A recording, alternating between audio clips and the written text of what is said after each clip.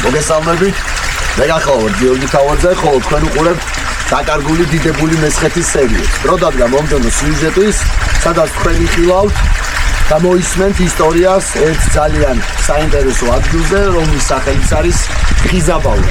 განჯენი დეტალურად უკვე სერიიდან. წავიდეთ. მე-19 საუკუნის 40-იანი წლები. საქართველო ჯერ კიდევ არ წარმოადგენს ერთიან, ცენტრალიზებულ სამეფოს. ქვეყანა კვლავ არაბთა გაერთიანებული სახალიფოს ზეწოლას განიცდის. თბილისში ზის არაბი ამირა საჰაკი. ვითარება ისე მწიფდება, რომ ზემოთხსენებული საჰაკი ეურჩება მისსავე სახალიფოს მმართველს. აქედან გამომდინარე საქართველოში შემოდის არაბთა სადამსჯელო ლაშქარი მუჰამედ იბნ ხალიდის მეთაურობით. იმართება მარბიელი ლაშქრობა, რომელიც გარდა თბილისისა სრულიად მთელს ქვეყანაზე ვრცელდება.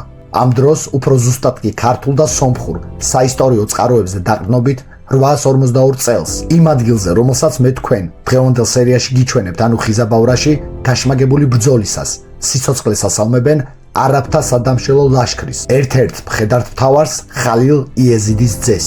მესხეთის ეს ისტორიული სოფელი, რომლის დასახელებაც დიდი ალბათობით ორი სოფლის, ხიზასა და ბავრას შეერთებით უნდა ჩამოყალიბებულიყო, გახლავთ ერთ-ერთი გაუტეხელი მესხური დასახლება, რომელმაც მრავალი ჭირი და ვარამი იგემა საქართველოს სისხლიანი წარსულის ფარგლებში. ის ტერიტორია, სადაც დღეს ხიზაბავრა მდებარეობს, ადრეული ფეოდალური პერიოდიდან წარმოადგენდა გამტარს იმ ორი მნიშვნელოვანი ქალაქის დამაკავშირებელი გზისა, რომლითაც ერთმანეთს უკავშირდებოდა სამცხის ახალციხე და ჯავახეთის ახალქალაქი. ხიზაბავრაცა და მის შემოგარენში არსებული ყანამინდვრებით სავსეა სხვადასხვა ფეოდალური ეპოქის ძეგლთა ნაშთებით, რაც გვაძლევს იმის ვარაუდის საშუალებას, რომ ამ ალაგზე ადრეული პერიოდიდან უწყვეტად მიმდინარეობდა ცხოვრების ციკლი. დღევანდელ სერიაში მე თქვენ გაჩვენებთ ზემოთხსენებულ სოფელში არსებულ სამ ქრისტიანულ ძეგლს და ასევე მოვინახულებ ხიზაბავრადან მცირე მანძილით მოშორებულ აწუყვე ნასოფლარ ხიზას და მასში მდებარე დღეისათვის უკვე აღდგენილ და რესტავრირებულ წმინდა გიორგის სახელობის ტაძარს. პარალელურად კი ქრონოლოგიური თანმიმდევრობით გიამბობთ ეპოქათა მიხედვით ხიზაბავრაში არსებულ ყოფაზე.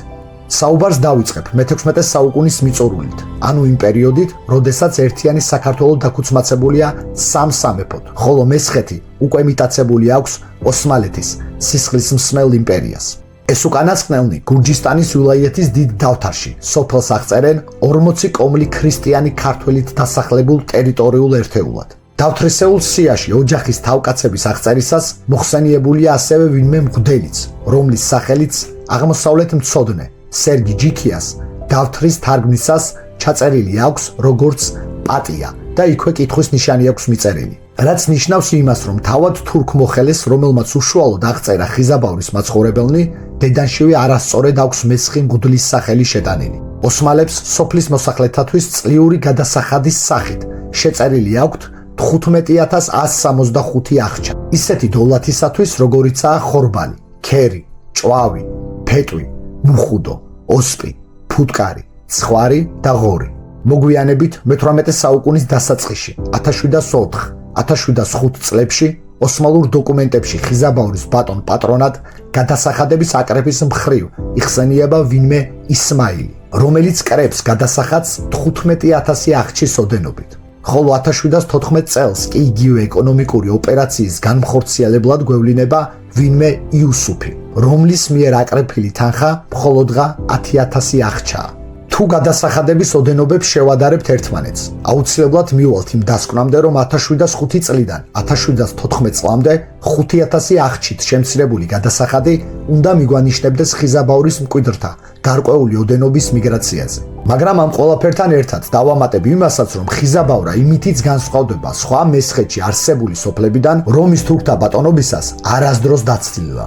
და უფრო მეტიც, ხიზაბავრელთაგან არავის დაუთმია ქრისტეს სჯული და არ შემდგარა მაჰმადის სჯულზე. ასევე არც რომელიმე თურქმანული ეთნოსის წარმომადგენელს უცხოვრია ამ ალაგზე. თუ საქართველოს ისტორიას გადავხედავთ, იმ პერიოდიდან მოყოლებული, რაც ჩვენი წინაპრები აწარმოებდნენ თავდაცვითის სახის ბრძოლებს თურქთა სხვადასხვა ტომობრივ გაერთიანებებთან, გარდა ხორციელი მდგომარეობის შენარჩუნებისა, ეს მედგარი წინააღმდეგობები ყოველთვის ემსახურებოდა სულიერების, ანუ ქრისტეს სჯულის დაცვას. რამე თუ ჩვენი რწმენა საუკუნეთა განმავლობაში პირდაპირ აღნიშნული იყო ჩვენივე იდენტობისა. ეს მომხდურმა მტერმაც კარგად იცოდა და ამიტომაც მიზანმიმართულად ცდილობდა მართლმადიდებლური ქრისტიანული წამსის მოთხრას ქართველი ხალხისგან.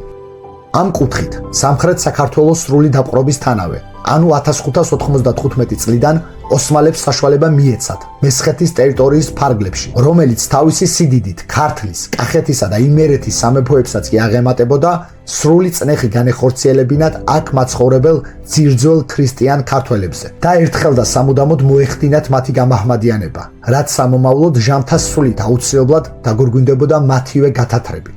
სწორედ ამ ზემოთ ხსენებული პოლიტიკის შედეგად, რომელიც აქტიურად დაიწყეს ოსმალებმა მე-16 საუკუნიდან და მომდევნო მე-17-18 საუკუნეებში უფრო მძლავრი გახადეს, ხიზაბავრაში იწყება მასიურად მართლმადიდებელი ქრისტიანების გაკათოლიკება. ალბათ გაგიკვირდებათ და უცლებად გაიფიქრებთ, რომ თუ ოსმალეთის იმპერიის მიზანს ქრისტიანობის მოთხრა წარმოადგენდა, მაშინ მათთვის, როგორც მართლმადიდებელი, ასევე კათოლიკეც დევნის საგანი უნდა ყოფილიყო. და აქედან გამომდინარე, ადგილობრივი მესხებისთვის, რაშვების მომცემი უნდა ყოფილიყო გაკათოლიკება. ამ ყველაფრის მოკლედ ახსნა შეიძლება იმ პოლიტიკური ვითარებით, რაც მაშინ არსებობდა. ერთის მხრივ რომის პაპის გავლენა საერთაშორისო დონეზე საკმაოდ ძლიერი იყო და გარკვეულწილად ოსმალეთის იმპერიის სხვადასხვა სულთნებთან მოლაპარაკებების დონეზე თანხვედრაშიც კი მოდიოდა. მეორეს მხრივ კი თურქთაგან დაპყრობილ მიწებზე დიდი რაოდენობით მაცხოვრებელი სომხები, რომლებიც ასევე კათოლიკური აღმსარებლობისა იყვნენ, ისინი როგორც ვაჭრობისა და მრეწველობის დიდი უნარის მქონე ხალხი, საუკუნეთა განმავლობაში ოსმალეთის სულთნების დასაყრდენს წარმოადგენდნენ ეკონომიკური კუთხით. ფართო პოლიტიკურ სპექტრში კი სულთნები ბერძნული, ანუ კონსტანტინოპოლის მართლმადიდებლური საპატრიარქოს ძალაუფლების შესუსტებაში, რომელიც ბიზანტიის იმპერიის დაცემამდეც და დაცემის შემდეგაც კატეგორიული შეუმწყნარებლობით გამოირჩეოდა თურქთა მიმართებაში, უნდა დამცრობილიყო. თან ისე, რომ ამ ყველაფერს არ ჰქონოდა დევნის სახე, რაშიც თურქმა მმართველებმა გამოიყენეს სომხური კათოლიციზმი. უფრო კონკრეტულად რომ გითხრათ, ჯერ კიდევ სულთან მეჰმედ მეორის დროს 1451-1491 წლებში კონსტანტინოპოლში მისივე ბრძანებით სომხებს მიეცათ უფლება მათივე საპატრიარქოს შექმნისა, რომელსაც მოგვიანებით რამოდენიმე საუკუნის შემდეგ გრიგორიანობა შეერქვა. ხოლო საბოლოო ჯამში თურქთაგან ხელოვნურად სახალისებული ეს მოვლენა მთლიანობაში უზრუნველყოფდა იმპერიის ფარგლებში მაცხოვრებელ სხვა ხალხთან შედარებით სომეხთა მეტ თავისუფლებას და თანამედროვე სიტყვებით რომ ვთქვათ, კათოლიციზმის ლეგალურობას მართლმადიდებლობისაგან განსხვავებით. ეს ყველაფერი რომ მესხეთზე გადავიტანოთ, ვიღებთ შემდეგ მოცემულობას. ამ ტერიტორიაზე მუსულმანი ყველაზე დიდი პრივილეგიით სარგებლობს. მას შემდეგ მოჰყვება კათოლიკე, რომელსაც ეთნოსით თურქთა და აღმსარებლობით მაჰმადიანთა შემდეგ ყველაზე ნორმალური პირობები აქვს. ხოლო მართლმადიდებელი არის ადამიანი ოსმალურ სინამდვილეში, რომლისთვისაც წლიური გადასახადიც ყველაზე მაღალია. თავდაცვის კუთხით იარაღის ტარების უფლებაც კი არ აქვს და ყველა შეუძლია უბედურება შეამთხვიოს, ვისაც კი არ დაეზარება. ამ ზემოთ ხსენებულში კარგად ჩანს მიზეზი, თუ რატომ მოხდა ხიზაბავრელთა გაკათოლიკება. ამ გადადგმული ნაბიჯით მათ არათუ შეძლეს დარჩენილიყვნენ ქრისტიანებად, ასევე შეინარჩუნეს ქართული სული და ამ ყველაფერმა სხვა ჩემს მიერ დაკარგული დიდებული მესხეთის წინა სერიებში ნაჩვენები ნასოფლარებისაგან განსხვავებით, ხიზაბავრას მოუტანა ის, რომ ალბედითი ჟამიდან მოყოლებული დღემდე მის კარ-მიდამოზე არც კერა გაციებულა და არც უცხოტომელების ბოგინი ყოფილა. მაგრამ აუცილებლად დავსენ იმას, რომ სოფელში მიმდინარე კათოლიკური აღმსარებლობის წარმმართველ ევროპელ მისიონერებს გარკვეულწილად რაოდენობით სჭარბობდნენ სომეხი სასულიერო პირები. იმისათვის, რომ კარგად გადმოგცეთ თუ რის თქმას ვაპირებ, მოვიშველიებ ალექსანდრე ყიფშიძის, იგივე ფრონელის ნაშრომს სახელწოდებით დიდებული მესხეთი, საიდანაც მოვახდენ კონკრეტული მონაკვეთის პერიფრაზირებას. სომხის ტიპიკონზე მდგომი ქართველი კათოლიკენი ცხოვრობენ სოფელ ხიზაბავრას. სომხის ტიპიკონს რომ ვახსენებთ, ნიშნავს, რომ აიტომით და ჩამომავლობით ქართველი, თუნდ ხიზაბავრელი სომხურ ენაზე ისმენენ წირვა ლოცვას. ესაა მიზეზი, რომ ამ ტიპიკონის ქართველს ხშირად სახელი სომხური აქვს. მაგალითად, პავლეს მაგიერ ტერტერა პოღოსას არქმევს, გიორგის მაგიერ გეურქას და სხვა. მთავრობაც ხელს უწყობს ამ სიდუხჭირეს და მახინჯობას. ამ რამოდენიმე წლის წინათ ხიზაბავრელებმა ქვის ეკლესია ააშენეს და ზედ წარწერა გაუკეთეს ლათინურად და ქართულად. ვიღაცამ შეატყობინა მინისტრს. ხიზაბავრელები ქართველობას ჩემულობენ და საყდარზე ქართული წარწერა გააკეთესო. ფიცხელი ბრძანება მოვიდა პეტერბურგიდან. წაშალეთ ქართული წარწერაო. მეტი რა ჩარა იყო. ქვაზე ამოჭრილი წარწერა კიდით გაგლისეს. დასკვნა თქვენთვის მომინდია. უბრალოდ დავსენ იმას, რომ საუბარია იმ კათოლიკურ ტაძარზე, რომელსაც თქვენ ახლა კადრში ხედავთ. მასზე წარწერის შესრულების თარიღია მისივე აგების დრო, ანუ 1898 წელი. შესაბამისად, იმ ვითარებას, რომელსაც ალექსანდრე ფრონელი აღწერს, ხიზაბავრაცა და სრულიად მესხეთის კიდევ საკმაოდ დიდი ნაწილიც უკვე რუსეთის იმპერიისაა, ხოლო მიდგომა, რაც ადგილობრივებთან და ზოგადად ქართველებთან მიმართებაშია, თავადაც შეგიძლიათ მარტივად გაშიფროთ.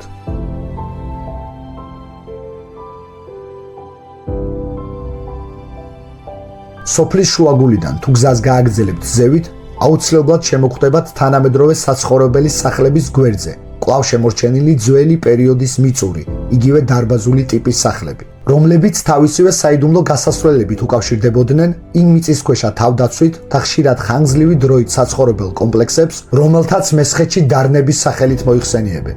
ხიზაბავრა ქარიანი, დარნები აქვს კარიანი, წინმინდორი და უკანტყე ღვინოიცის გვარიანი.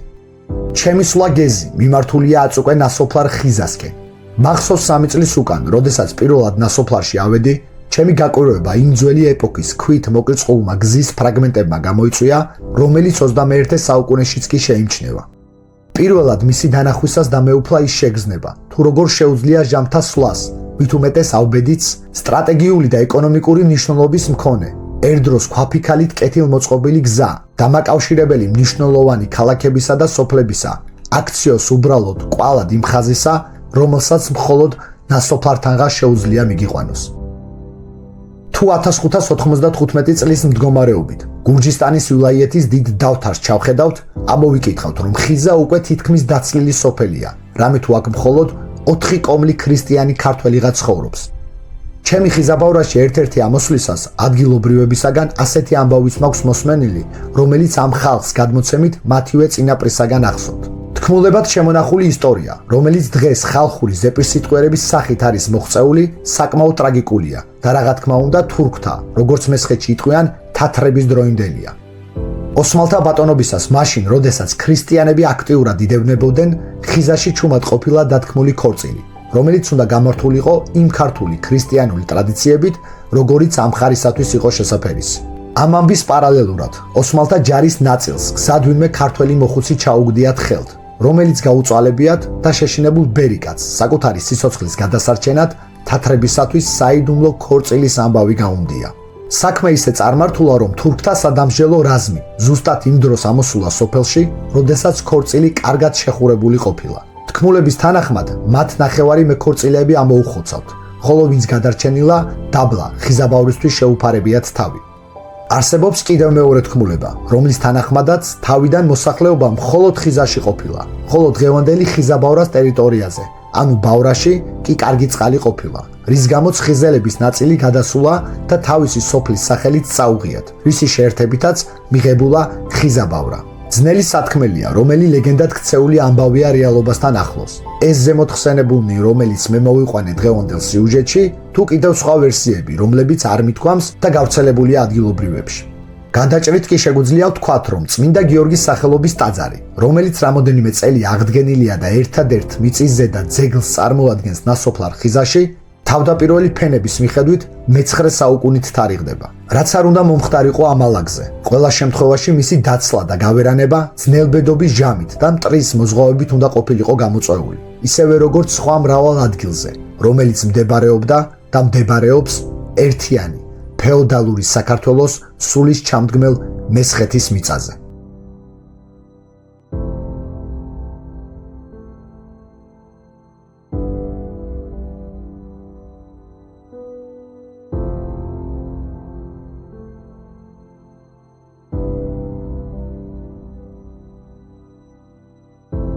დღევანდელი სერიაც დასასრულს მივახლოვდა, რაც ნიშნავს იმას, რომ უნდა დაგემშვიდობოთ.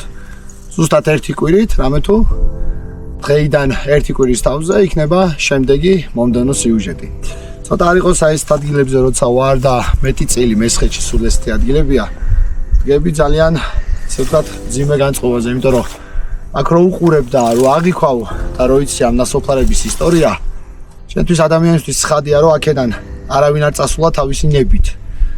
თქვათ იმისთვის, რომ სოფლად ცხოვრება აღარ უნდა და თანამედროვე ტერმინოლოგიით რო თქვა და წავიდა ქალაქში საკუთარი ნებოსრულით. არა.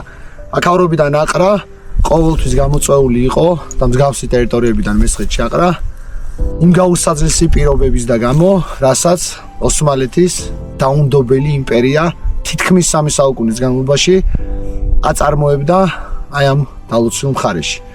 შეიძლება ითქვას, რომ სოციალურ, ეკონომიკურ, რელიგიურ ექსპერიმენტებს ატარებდა აქ მაცხოვრებელ მესხებზე, ჯავახებზე და იმ ძირძველ ქართველურ ტომებზე, რომლებზეც ოდითგანვე ერთიანი საქართველო იდგა, ის ხალხი, რომელიც მეწინავე სადროშოს წარმოადგენდა და მთავარ დამტყმელ ძალას, ანუ ქართულ ავანგარდს, საბრძოლო ავანგარდს წარმოადგენდა.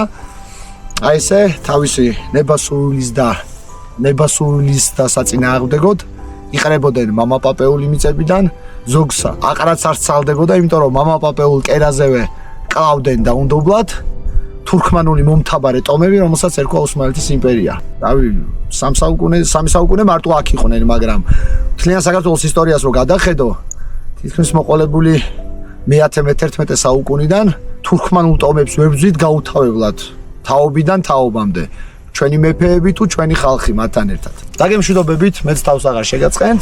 ვისაც მოგწონთ ჩემს მიერ შემოთავაზებული სიუჟეტები, გამოიწერეთ არხი და ერთად უყუროთ მთელი წლის განმავლობაში უწყვეტ რეჟიმში სერიებს დაკარგული დიდებული მესხეთის შესახებ. დროებით.